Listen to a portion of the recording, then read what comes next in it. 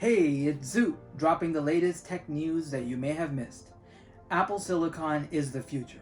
But first, what is the Apple Silicon ecosystem?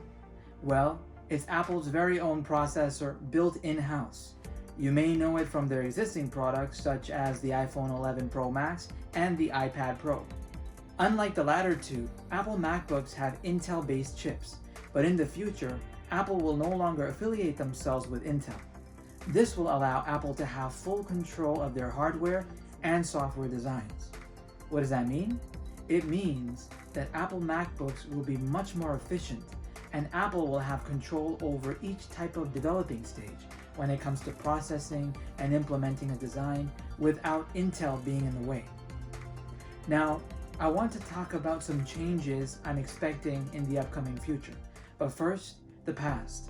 Back in 2016, when the current MacBook Pro design was introduced, we saw that it was a brilliant design.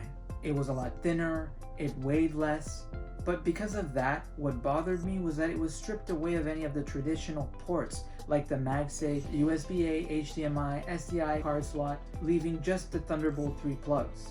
We all had to buy those ugly dongles, and it was just more convenient in the past having all these ports available. What I do love about the 16-inch MacBook Pro though is that it already has amazing displays, like the Retina density, P3 wide color gamut, True Tone dynamic color temperature matching. The 16-inch has a refresh rate you can toggle between 48 and 60 Hz, which is impressive. But what I want going forward is OLED, and that's exactly what these new MacBooks similarly have. Apple will make MacBooks with mini LED, and because there are more mini LEDs and more dimming zones, the mini LED displays will offer deeper, darker blacks, brighter brights, richer colors, and better contrast. And this way there will be more control over what's displayed on the screen with so many LEDs. So what else is to come in the future? The new Apple Silicon MacBooks will come with a brand new set of chips, like the A14X processor. There is a potential for a new 14 and 16-inch screen with much higher performing chips. It will have Face ID, Face Detect, USB 4, 5G, and Wi-Fi 6.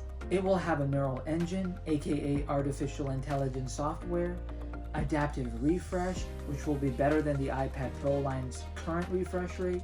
Also, Apple Silicon may continue to have nano textured glass. The True Depth camera will also enable features like animated emoji and better integration with augmented reality. Bottom line is the performance will be priority. We are possibly talking about 17 to 20 hours of battery life. With Apple Silicon, you'll be able to natively run iPhone and iPad apps right out of the box. It'll have higher metal graphics points and perform much faster. It will also supersede even the fastest MacBook Pro 10th generation 13-inch from 2020. The Apple Silicon Mac will be revealed October 27th, including the new 13-inch iPad Pro. However, the very first Apple Silicon Mac chips will be slightly lower power chips. It is next year we will see much more powerful chips on the potential 16-inch MacBook Pro, but the full transition into Apple Silicon will take 2 years to complete. If you guys want better battery life and better fans, or possibly no fans at all, it's worth waiting on the new Apple Silicon MacBook. Unless you have an immediate need of a new MacBook Pro, I suggest you do not get one. These new chips will be going into Macs that will have active fan cooling systems. Apple could even design chips with higher TDP, up to 35 to 40 watts, which could lead to better performance while still not being quite as hot as this year's darn MacBook Pro 2020. But what are the cons? In the future, not all applications on the current Intel system will work with Apple Silicon, and over time, everything will become obsolete and outdated. Also, we aren't making a huge revolutionary change in gaming on the Mac system, as there won't be many supported titles on Apple Silicon aside from arcade indie games you can find on Apple Arcade.